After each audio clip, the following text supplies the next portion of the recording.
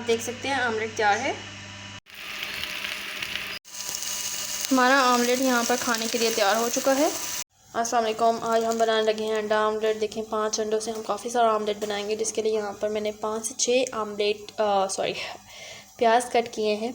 यहाँ पर मैंने लिया है 1 चम्मच नमक, लाल मिर्च आधा चम्मच और 1 चम्मच जो है काली मिर्च ली है। चलिए यहाँ हम बनाना स्टार्ट करते हैं। यहाँ पर मैंने प्याज लिए हैं और 1 अदद मैंने यहाँ पर लाल मिर्च ली है जायके के लिए। इसका जायका बहुत अच्छा आता है।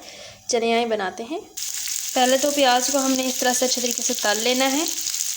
पकते हुए प्याज पर यहाँ पर मसाला शामिल करूँगी। आप अंडे में मिक्स करके भी डाल सकते हैं। देखें अच्छे तरीके से प्याज यहाँ पर फ्राई हो चुका है। अब हम अंडे शामिल करेंगे। यहाँ पर मैंने अंडे लिए हैं, यहाँ पर 5, ये देखें। यहीं पर तोड़ लूँगी अंडे। जल्दी जल्दी से मिक्स कर लेंगे। इसको तोड़ लेना है आपने, ताकि अच्छे तरीके से मिक्स करने में आसानी रहे। क्या हमारा आमलेट यहाँ पर खाने के लिए तैयार हो चुका है।